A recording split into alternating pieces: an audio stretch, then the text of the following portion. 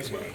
No, I don't. PGMA. Can be bookshelf A too. fixture made of boards for use or ornaments belonging to a house.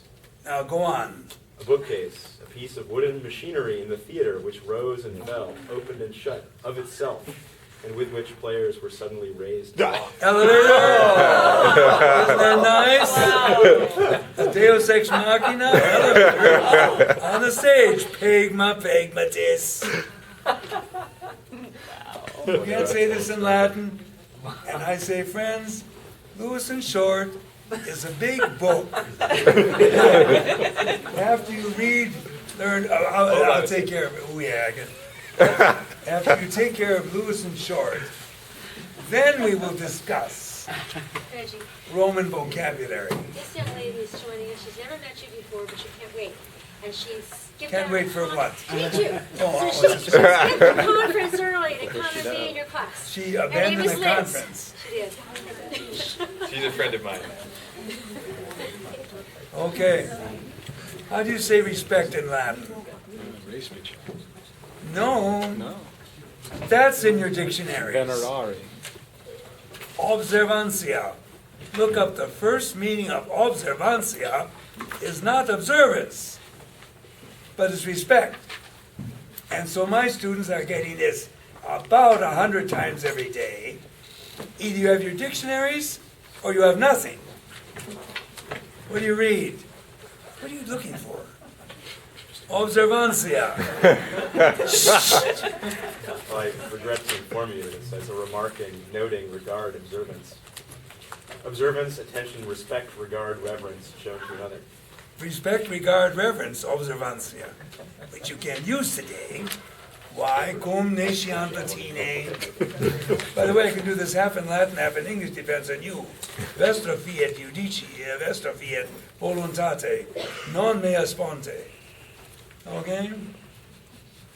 Some people say, that was on Vatican Radio. I'm still on Vatican Radio. The famous Latin lover business. And then Veronica says, I gave a spiel about it. She says, how would you say that all in Latin? Anyway. And we can't use observancia today, like in papal documents, because people don't understand it. They think it means surveillance. It means, you know, with binoculars.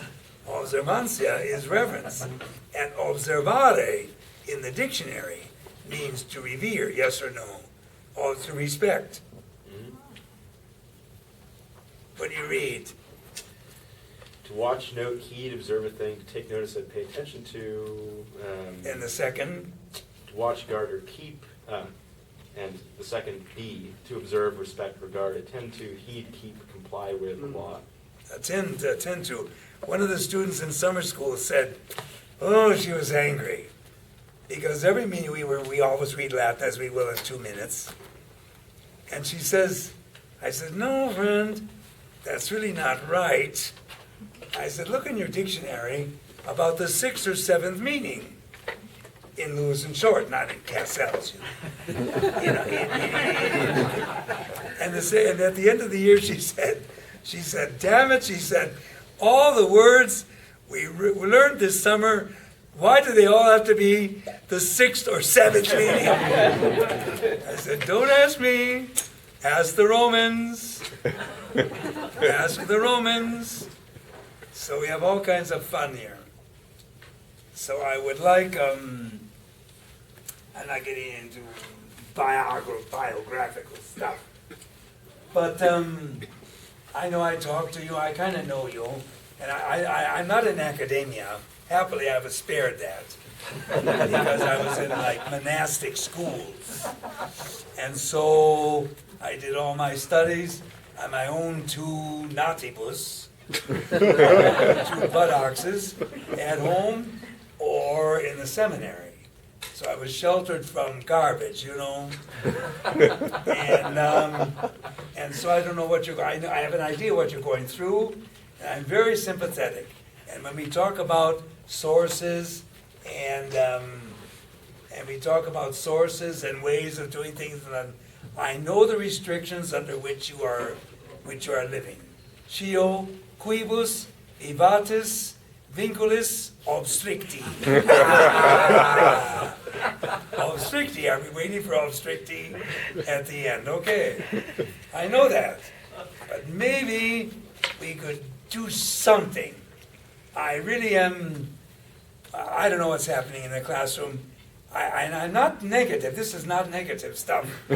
This is a positive contribution. By the way, no one in the world has ever had these sheets before you. Okay, we'll see what we're going to do in a minute. There's some of Plautus and of Cicero. Plautus you've never seen. You should have, but we'll see. Cicero, I know you haven't seen these sheets. And you'll be astonished, I hope, every remark he makes about his family. His wife and his son and his daughter in incredible Latin right here. We'll watch our time maybe start today, finish tomorrow. And the last one was Erasmus, our essential Erasmus, who collected everything, who just collected everything in the world by the time he was about 4 years old, you know. He knew it all. And I have things I just can't believe it. Because last year the students in summer school gave me 2 of the volumes of Opera Omnia, coming out from Belgium. Gorgeous printing, gorgeous books. You can't believe it. And these are his Apophthegmata, the stories of the emperors. And he had all of this stuff. Come in, relax. Ingredimini et considite, et tacete. Okay. And I say all this stuff was by memory.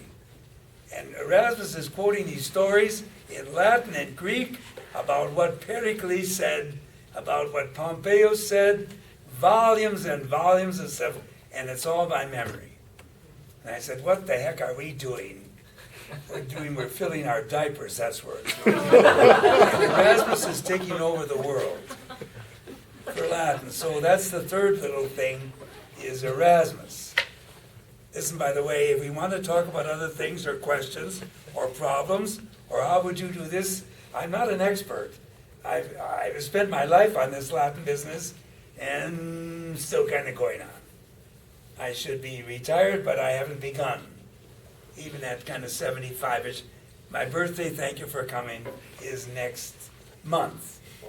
Okay, it is. But anyway, so they were tam benevoli in me fuerunt ut me minerint natalis mei septuagesimi quinti, okay? So good were they to do that, okay? And I feel I've begun, but anyway, I'd like to do these things. Okay. If you have any general questions or what to do, my problem is this, friends. In a few minutes, I was just talking in the parking lot coming in, because who is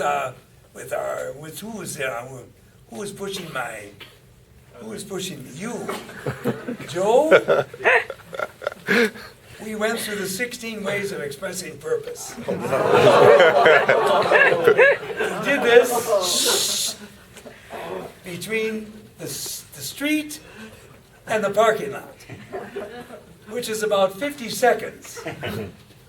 And then I said, among other things, if you did it in the right way, I'm convinced you could teach the Latin language in 2 months. No memory, no jamming, no AP, and similar garbage. Nothing like that. You could share the whole language in 2 months. And I'll show you how to do it. With Plautus, you play around with the thing, and all of a sudden, it's your language. In 1 day or in whatever you want. My problem is, I know the methods, I've seen the books and everything else. And well, my students know we don't have a textbook. I've never used a textbook in 45 years. The textbook is what you have in front of you. It's Plautus, it's Cicero, it's Erasmus. And we put our noses here, and we get this, and understand this, and use this immediately. And all of a sudden, what's our problem? Dicit, he says this. Let him say it, dicat. He has said it Dixit. He was saying it, Dicebat. He will have said the truth. Dixit it. Well, he would say the truth if he knew it. Dicadet. He would have said if he had learned it. Dixit. What do you have? The whole conjugation. In what? 25 seconds. So you get moving and give them the beautiful Latin language. So I have problems with textbooks because I think they're a bit artificial. And my question was, is what I'm studying in my textbook the Latin language, or is there another Latin language out there that I'm not learning? That's my big problem. Well, if you get Plautus here, I haven't touched a word. I never do that. Complete sentences, everything's there. Or Cicero. You won't believe the beauty of Cicero saying you'll die tonight. When the way he talks about his wife and his son and his daughter. And so on and so on. And I say, it's all there. So our text was, or our textbook is the Latin language. And another thing, I was blessed in my training because for 2 years I had more or less the old method. This was way back, 53 to 55. And then I went to a different school, a different seminary out in New Hampshire. And I had a different teacher who was in heaven now. He died rather young. And he was speaking Latin in class. We'll talk about speaking Latin, which was not the real point. But what he did was, we had a big book, an anthology of Latin authors. And it took us about 4 years to get through it. But the trick was, authors from everything. From Plautus, you'd say, until the latest stuff, 1960 or 55 in the Roman Catholic Church. Got it? And every week, we would see about 4 or 5 different authors on our school day. So when I came up about teaching Latin, I presumed that everyone was doing the same thing. And I found out, that's kind of not the thing. Some people are spending a lot of time on certain sparrows. Others are spending time on a certain woman's tears in the 4th book of the Aeneid. And other people are spending their time on nonsense. And I said, why don't we get down to business and see every day, see from Plautus to 1990, every day, a sentence from every single author, and you'd feel so much at home. I know people, some are trying, some are doing this, some refuse to do this. Why? It's hard. Because you have to find the text. And you say, that's another big fallacy. We want easy Latin for the beginners. Baloney. We want higher Latin. There's no such thing.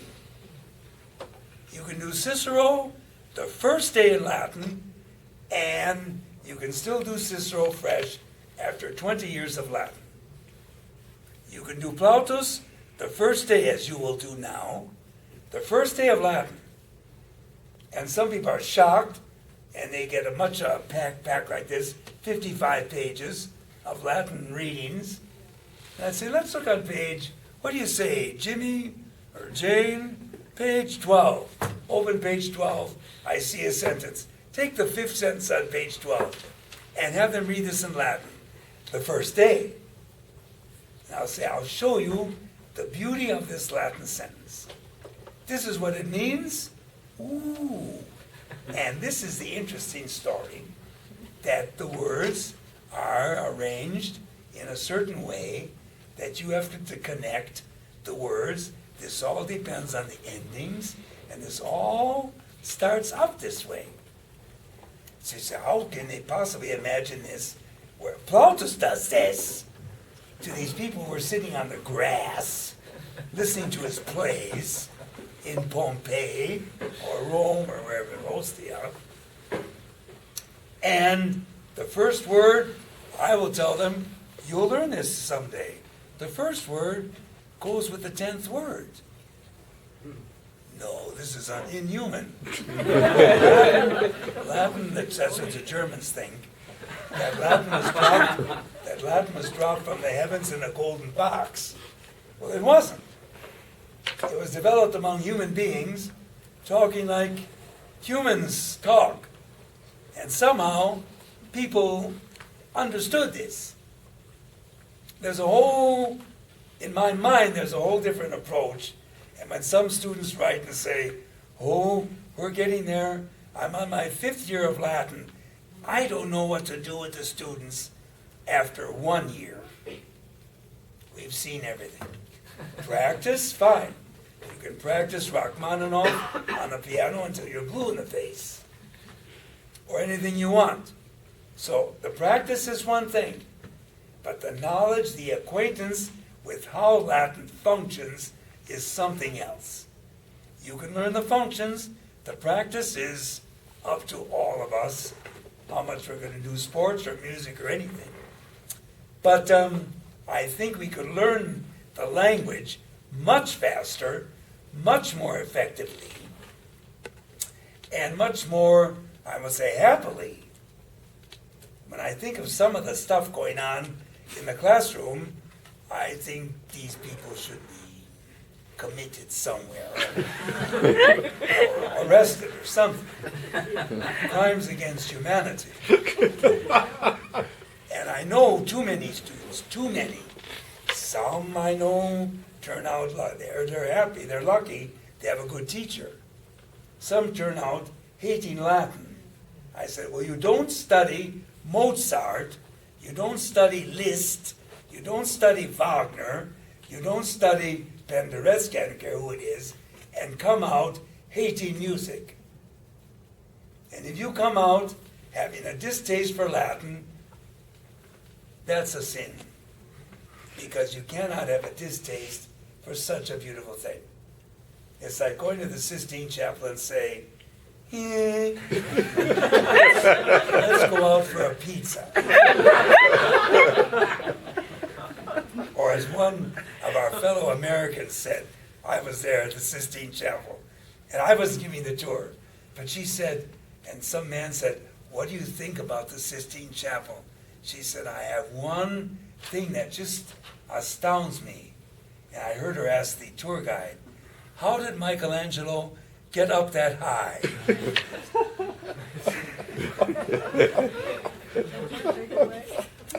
Okay. Okay, so the idea today, what I wanted to do with you, if you want, and we'll watch our time, questions, you can interrupt me anytime. And we'll do this, we'll pass these things out now. The first booklet is, I did this about 35 years ago, really, and I never used these sheets. And I said, I want something for these good people in Washington. I want something new, something different. So what you have here are little bits of conversation from Plautus, which illustrate how they said goodbye. And then at the end, there are 2 pages, how they said hello. But that's just, salve vale. Every idiot knows that. We speak Latin, name salve magistrale. There's something, okay. But the fact is, besides that, you're going to see conversations in Plautus. There's a quorum, whose beauty you can hardly comprehend. And people said, Plautus, I never heard of him.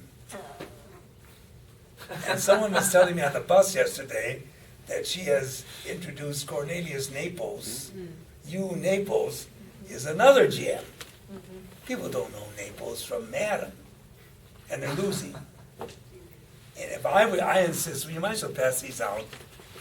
This is Plautus. They were stapled the wrong way.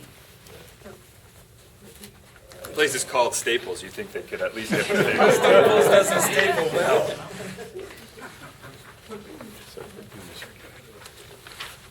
If you want extra sheets for your children or friends or mother-in-law or something like this, take them and do them.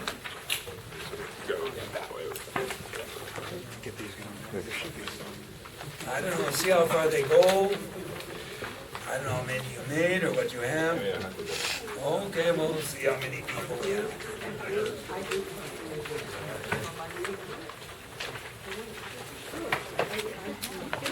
The page is stapled on the wrong side. But that's all right, you can find out, because every text is numbered, 1 to 20. We can count from 1 to 20. We'll find out the whole story here.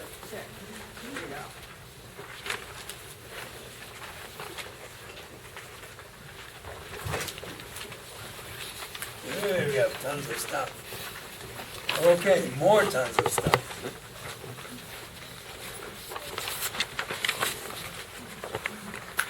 Are we all together? So I just had this page up in front. Incitamur Latine cum Tito Macho Plauto. Of course, what are you going to say? Means what? What does it mean? What does it mean, Incitamur Latine? Cum Tito Macho Plauto. We usually begin on page 1. I mean, usually on page 1. Latina and Latin with Titus, Matthias, Plautus. Yeah, let's get, we are excited, or we are encouraged, or we are inflamed in Latin with Plautus, accompaniment, with him as our guide. And then I answer a question, second line, quin inde simo dele oblectamur? Why are we not delighted together? Inde, from the same source. If we love Plautus, why don't we imitate Plautus and use Plautus as a, please ask. Incitamo, is that let's begin or we are beginning? Now, okay, friend, I would say, It looks indicative to me. in Latin, it's all a matter of one letter. I know. And Isn't incitare a first conjugation verb? Oh, please. By the way, we don't use that. We don't use that terminology. I never understood that conjugation. I said, what is this? A sex class? Or is this Latin? I never knew. What they talk about a conjugation? Conjugal love is one thing, but a conjugation is something else. We call verb groups. It's one letter, friend. Incitamur is subjunctive. All right. Incitamur is indicative. So this is an indicative Yes, translation. we are. Not let's. No, We I didn't are. say let us. Somebody did, and you said, Oh, no, I didn't. Yeah. Okay, we are encouraged in Latin with Plautus. Okay. Quin, why not? Why are we not delighted? Inde, from that source together. Okay? So my thing is that Latin should be a delight, should be fun. By the way, we do not allow mistakes in class. Oh, not one. So this is just a confusion for 5 years. Oh no, it's not a confusion of anything. Okay? And students know this. So if you flip over this, find number 1.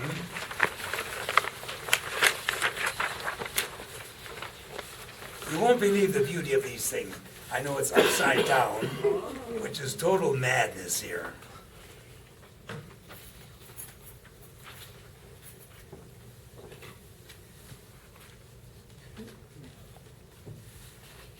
Read, or the both of you read. So there you have, I said, salutationes congredientium Latine, which means what? Huh? One more time. What does it mean?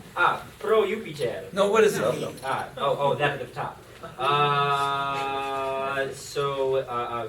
Latin greetings of people coming together. Okay, people meeting. And there you have, so salvere, salvamesse, salvere jubere. As, that's all right here, you better get some sheets here.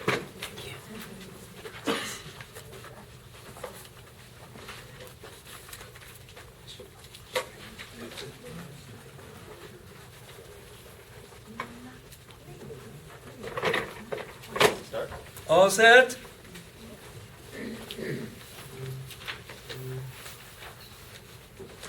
By the way, the last thing we do in class is another word we never use, is translate. Understanding is one thing, and rendering is another thing, and imitating is another thing. And some people are fixed, the Americans especially, on translating. Okay. So, Theopontigo Pantigonos. Pro Jupiter, hicas quam ego tibi misi natali de die. Tam facile novi quam me. Salve mea soror. Isn't that cute? And watch. Frater, We'll get it. She'll get it too. And she'll get it in her blood. Frater mi, salve. Frater mi salve. Deus volo bene portere istam rem vobis. Continue down the front here, continue. Me. Et ego. ego nobis omnibus tu hodie adveniens canum de sororiam hic nuptialiam crastabis pro mittimus.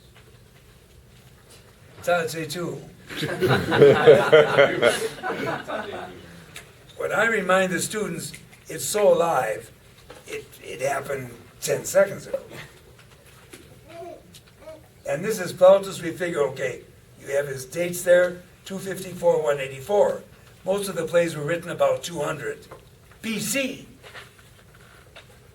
Now you say, friends, this is not phony Latin, because anyone can do that. Anyone can make up conversations, Latin conversations. You can be a lame brain to do that. This is the real stuff, friends. This is how they were speaking Latin in 200 BC. And it was for people who were sitting on the grass, not for the papal court or the elite. They understood this stuff. Pro Jupiter. By Jupiter. There's the pro. Sometime written with an H, a haka. Oh, Jupiter. So it's not pro with the ablative because there's no ablative here. Oh, Jupiter. Oh, heaven's sakes. Hic est prem ego, tibi misi, natali die. Here's the guy I sent to you for your birthday. Oh, on your birthday. On your birthday. See what he's doing? And you can see him pounding. Hic est prem ego, misi, tibi, natali die. Can't you imitate a sentence like that? And if I were in your Latin classes, my students would get one of these conversations every day of the year. And in the next class, two of you recite the thing from memory. Hic est, you guy that point there, hic est, quem tibi misi, natali die. On your birthday. And how can he say this? Tam facile novi quam me. I know him as closely or maybe as well as I know myself. You see? You say this has to be philosophical Latin? No. This is how they talked on the streets. I know this guy like I know myself. Tam facile. Not faciliter facile. Novi. You might have a problem with the novi business. That you can explain. Where do I find novi in the dictionary? Under nosco. Which for the Romans, they almost avoided the use of nosco. Don't ask the Germans. They'll give you every example and exception in history. But the fact is, the Romans didn't like the present system of nosco. So they used the perfect system. Novi really means, I have come to know. Therefore, I do know. And therefore, they know is what, Michael? Noverum. Noverunt. Now that's the stuff you could explain to the students. You don't know this the first day, but they know is noverunt. Do you know novisti or nosti and novistis? The first day. We do our verbs the first day. But I said, don't worry about that. Just get the thing nicely. Ego hic, tam facile novi quam me, then I would say, I know him as much as I know her. They don't know how to do this yet. Tam facile eo novi quam eam. And all of a sudden, they start getting in their ear this talk on the street. I know some people don't like this. I have nothing against any race or anything. But some people don't think this is classical enough. This is the best stuff in the world, friends. Salve mi soror. Greetings, my sister. Yeah, that's a nice one. And the plural would be, greetings, my sisters. They don't know this the first day. But just to hear it, salvete meae sorores. Oh. And she says, this is nice, the conversation. So he's greeting his sister. And his sister says, frater mi salve. Hello, my brother. These are the two vocatives, mea and me. Salve mi, frater, salve. And then it's really, this is in the fifth act of Kurkuli. They're arranging a wedding of the young people, and the old people are deceived. The same characters. There are parasites and prostitutes, and it's the same old story. Anyway, and she says, no, then Philodomos, the young man, Philodomos says, Theos volo bene vortere istam rem vobis. Well, there's a little that's more difficult, and I would say vorto vertere means what? Turn about. But, now watch. Then I would say in your dictionaries, the sixth meaning is going to be to turn out. And it's going to be impersonal. It's going to be impersonal. And it depends on how you want to say it. I want the gods to turn that thing well, or I want that that thing turn out well. He has the Deus in there, well then we'll leave. I want the gods to turn the thing out well. For you, Istam Rem. Istam. Why does he use Istam? Bad? No, it's not bad. Referring to you guys. Referring to me is Meam. Referring to him is Ilam. Referring to you guys is Istam. And that's how the Romans, he's using this on purpose. And you'd probably add and even say, I would like the gods to turn that there, they say in Chicago, that there business of yours, I'd like the gods to turn out well. Remistam vobis. Depending on the class, this is the first day. And ego novus omnibus. I would like the gods to have it turn out to you guys. And then Corculio, this is the parasite. Why? Because he's going to get a free dinner. The wedding dinner is going to be free for the parasite. There's your comic stuff. And he said, and I would like it to turn out well for all of us. So I can be at the wedding party. Two, Odhodi Advenians, what do I want from the gods? Two, Odhodi Advenians, Chainam des Sororiam. That you, coming now back home, that you organize a sisterly dinner. Chainam Sororiam. And this guy here, talking to the man, the young man, and I want this guy, David, will give tomorrow a marriage dinner. And what do you have? Your adverbs. Today, hodie. Tomorrow, cross. And then I would add yesterday, heri. The day before yesterday, nudius tertius. That's in your dick, don't worry about that. And the day after tomorrow is perembie, don't worry about that. This is the first day. But the students and I would even ask, how did he say today? And they'll say, well, hodie.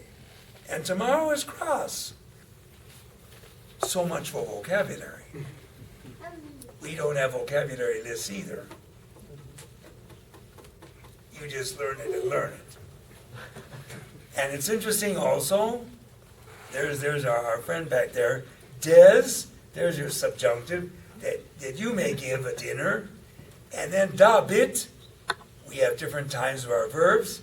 It's time 3, future, indicative, and he will give. And then they'll say, And what you know when I would teach the first day, that S on des, on a verb, is a sign of you. But the T on a verb, dabit, is a sign of he, she, it. So that you give is des. So that he will give is dabit. And then they know on the board, few scribbly things on the board, that we may give, and they'll say, demus. And that you will give, in the plural, dabitis. And that we will give is dabimus. These are the verbs, the first day. We do our little N's, mus and NT and all that stuff. The first day. And then once you have that, you can go back, and even on the first line, misi. I sent him, he sent him, misit. We sent, misimus. This is the stuff they have on the board, scribbled out on the board. Blah, blah, blah, blah, blah, blah. They don't know misistis, and they don't know misisti yet. We have used an asterisk there. There's a special form, but the ending of you is S. And he says there, he will give. So you will give is dabis. And then I would even ask, what will you give? What will you give tomorrow? Quid, cras, dabis. Want to speak Latin in class? Quid cras dabis?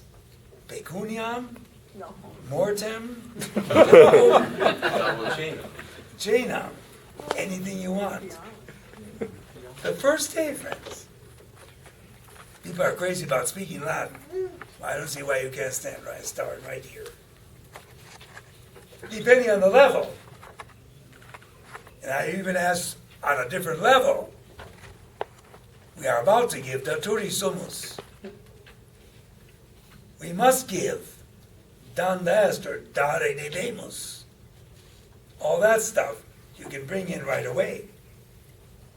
But it's all from nuptialem, cras, dabit. And then they say, because these are the man and the woman that are standing on the stage, prometimus. I say, what does the subject in Latin have to be if the verb is mus? And they will say the first day, we. And how would you use that word and say, he promises? On the board, prometit. And you promise? Prometis. And why do you promise so much? I would say, tam multum, so much, cur. The verb, prometitis. First day of Latin. And he says, tace tu. So, but this is a command you don't understand yet, but it means shut your mouth. You shut up. And they understand the two. And I would also, I know in my throat, it's because my nose is dripping. Don't worry about that. But I would even point out the word order here. And I would say, notice, he will give wedding feast tomorrow. Notice where the verb is. nuptialem, cross, David. He doesn't say cross, David, nuptialem, which is what we would say in English. And I say, how would you say in Latin? And don't touch Plautus's word order. Pecuniam, cross, tibi, davo. And you can make the sentence about this long. Pecuniam, cross, tibi, si, potuero, si, invenero, si, mihi, dederent, eam, davo. And they'll sit there and say, the verb, relax, it's coming. And you're going to get all this stuff from noting that David is the last word in the sentence.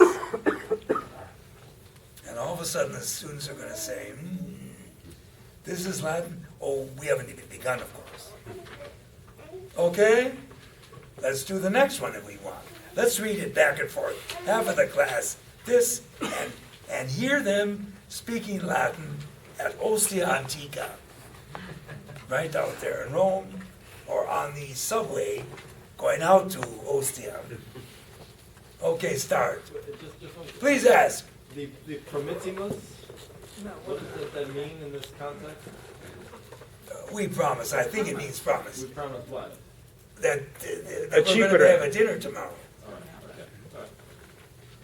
He says, you do this and you do this. Oh yeah, we'll do everything tomorrow. So there's a change of speaker between David and Prometheus? Yes, certainly.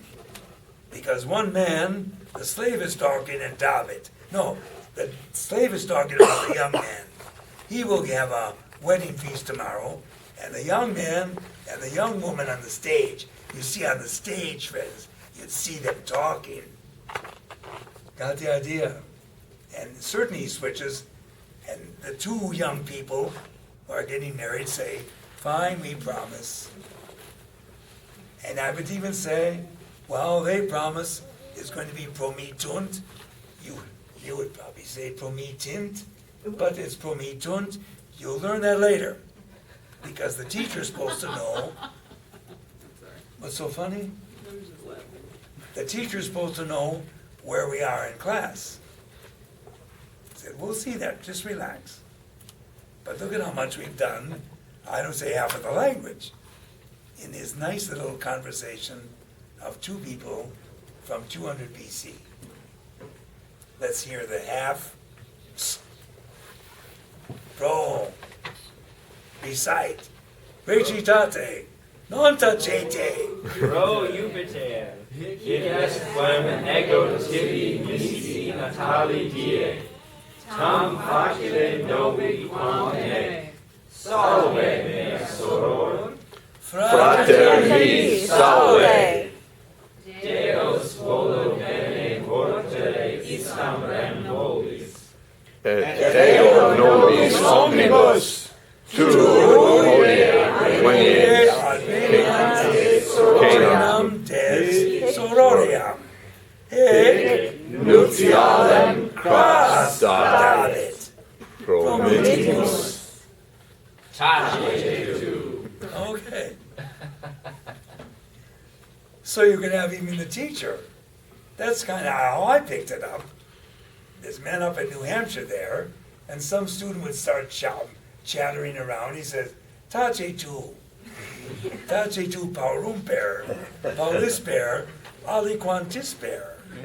Will you please keep your mouth shut for a few minutes? Aliquantisper. Ever hear of aliquantisper? You please look up aliquantisper. We have vocabulary, friends. Problems with vocabulary. Because people say, I want to speak German. Fine, give me the words. Oh, I was in Germany. I switched planes in Frankfurt. Fine. That's nice. Aliquantisper.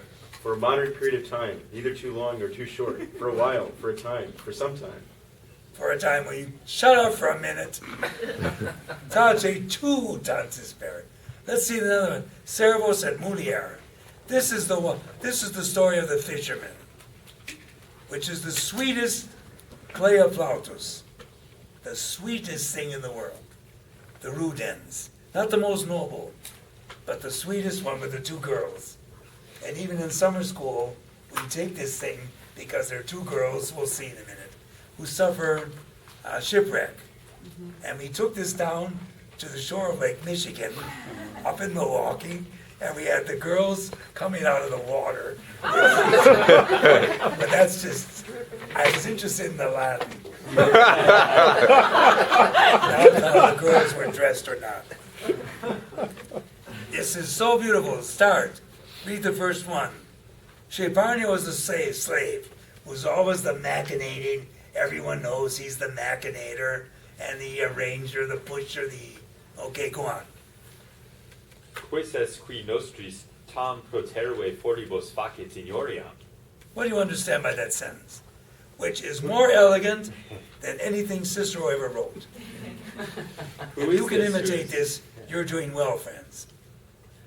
Huh? Who is this who is doing an injustice so boldly to our doors? Very good, perfect, very nice. Very nice. Notice where the object is. Inuriam is way out there. And the fact is, I would even tell the students, the audience is waiting for facit fortibus. He could say facit honorem. He does honor to our doors. And I don't know until I get to the last word. So the students know another proverb of ours. Either you read or scan or see the whole Latin sentence, or you do nothing. And it's really, I forget my English, this damnable custom of the Americans and others of starting with the first word, translating, doesn't belong in our classroom. And that's why you mentioned, there's a proverb, what do we have? Never start with the first word. Now here, well, Quiz says it's going to be a little difficult. Oh, you could get you could start with qui. Who is entering our door? Who is this guy? And end with quiz says, I don't care. But the word order, I tell the students, you never are going to be able to know what the word order is going to be, because it depends on the author. Why did he make the injury on the last word? Because he felt like it. And you can do the same. What's the difference between, he could have said, proterve injuriam fortibus facit, which is a perfect, beautiful Latin sentence. Well, I don't know. If you're going to ask Mozart why he used a G and not a G minor in this particular thing, well, he could explain that. But he said, because I wanted to. So I had a boss in the Vatican, and he didn't like a special word I was on, nimirum. He didn't like, and he would always, I would write a papal bull, and just to get the guy going, he would always put this word in the papal bull, and he would always cross it out. And one day I said, that's the limit. So I took the bull with the crossed out thing, and I went to he was Carlos Sager, a famous man. And I said, why did you cross out nimirum? And he said, because I didn't like it. And he asked me, he said, why did you write nimirum? I said, because I did like it. And he said, well, if that's the case, let's leave it nimirum. Can you imagine such people running the world? Boneheads. Very nice. Proterve is a very nice verb. Proterve, boldly or rashly or insolently. It's a very strong word. And it's interesting. What is the guy doing? He's rapping at the door. You ever see someone pound at the door? That's what he's saying. Why is this guy doing this injury to our door so boldly? He's kicking the door. Some people can't even laugh at a joke. And what does the little lady. She just came up from the sea. There goes some. Can you hear her saying this? I'm the one. Don't say it's me, please. It's I myself. I am she. Ooh. And the servant said, him. Wow.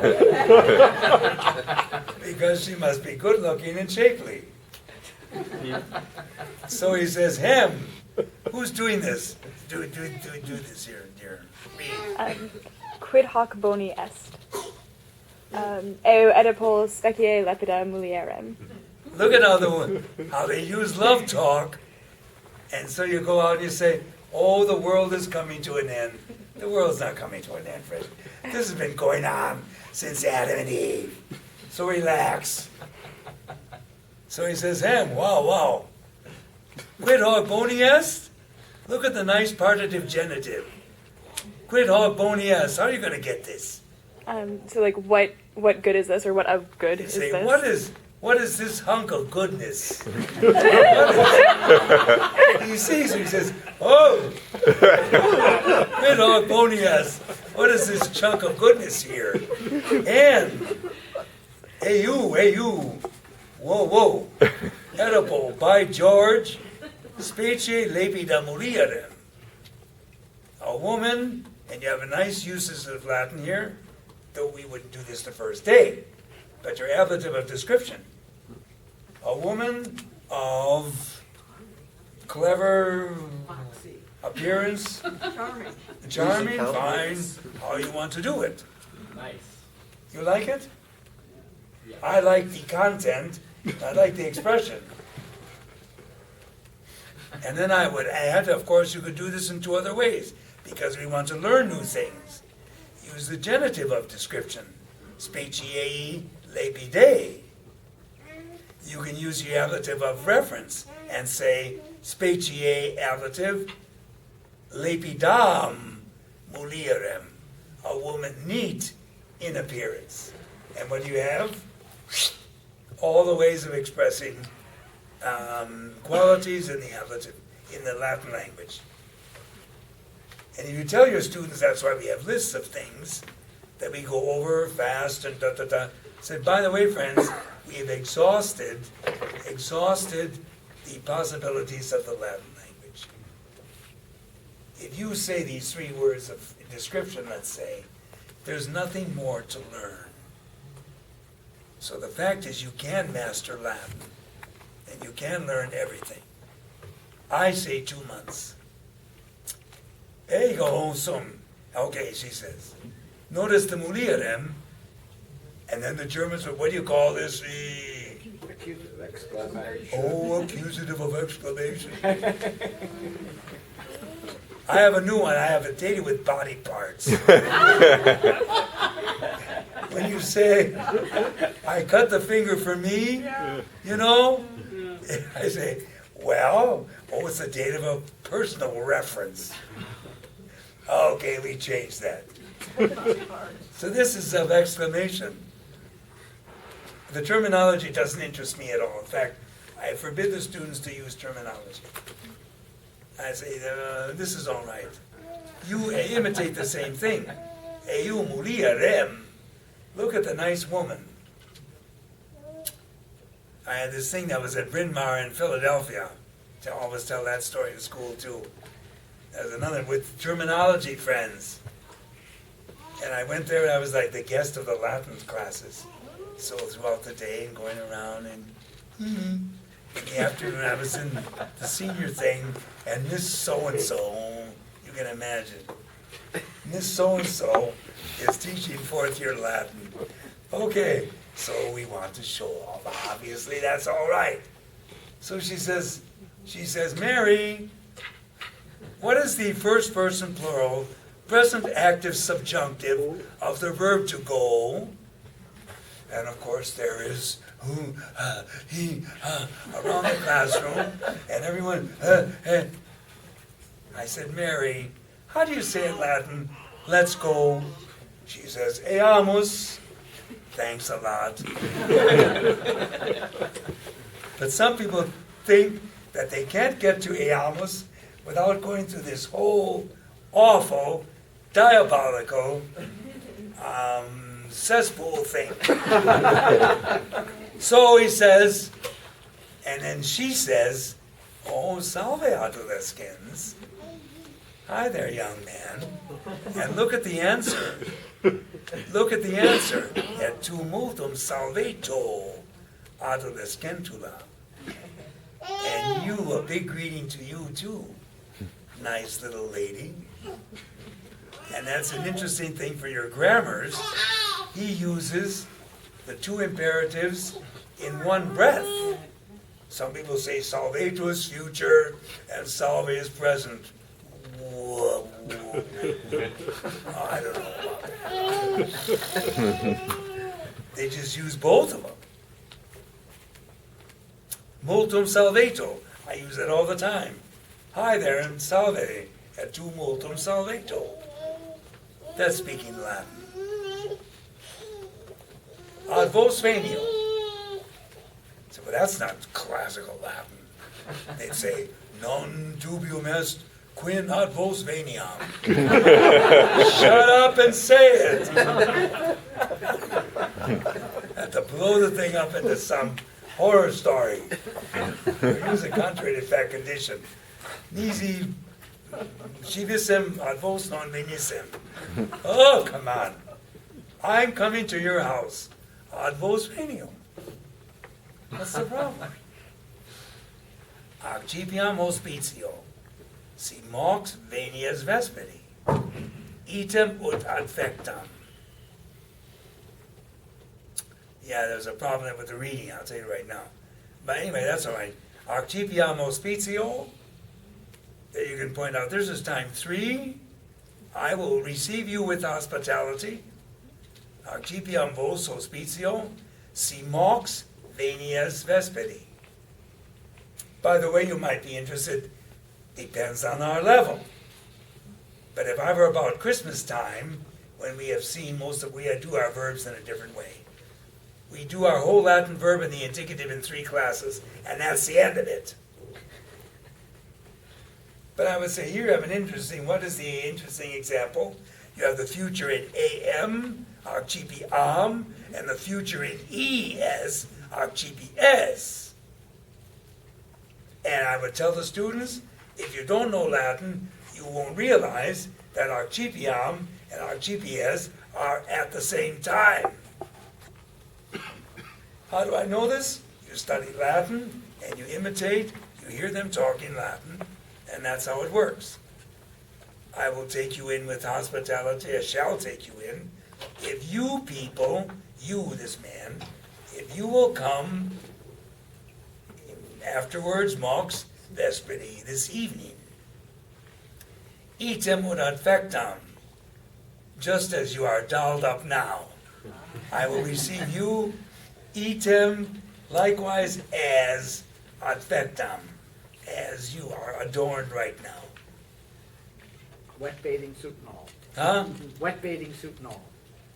What? Wet bathing suit and all. Okay. I'm sorry I didn't see this. Okay. How do you say bathing suit? We have a nice word, synthesis. Synthesis natatoria. Synthesis is a suit of clothes. So we used to say synthesis natatoria. But don't worry about that. You get on this. There's another one, subligaculum, that you tie from below, etc. How do you get on this? Okay. Lake Michigan. Okay. You started it. Now watch what he says. Very nice. He's talking. No. It's the slave is talking. Nam nunc nihil est qui te mane munerem. Do you know what your problem is going to be? What? Qui. Is the qui. And you're not going to know this unless you look in your dictionaries and you find this qui. I don't have a blackboard use a thing here. That qui has a long mark over the I. And in your dictionaries it'll be given to mean in what way, how. And I had problems for about 25 years because I couldn't squeeze in who. Well, qui doesn't mean who here. It means how. And he says, or by what means? It's ablative. Qui here is ablative. And you can see the plural of qui is quibus, which makes sense. That qui would go to quibus, not qui going to quis, which the poets do, and all that stuff. But it took me years to get that straight. And so he says, right now, there is nothing with which, or by which, or how I may reward you in the morning. I'll get money or something in the meanwhile. So you come tonight and we'll talk about things in the morning.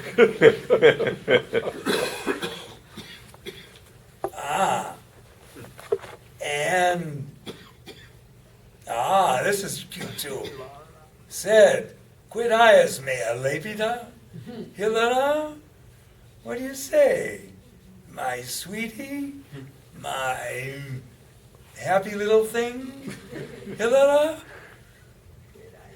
And what does she say? Aha! Nimium familiariter rea trectas. Things have changed on planet Earth. You are pawing me. You are pawing me a little too familiarly. Got the idea? Look at how they spoke Latin, friends, on the streets. It's out of this world. And then Sheparnio says, pro di immortales. He has another good look at her. For heaven's sakes, Veneris effigia haec quidem est. This woman indeed is a likeness of Venus. Isn't that sweet? How people are talking in 200 BC.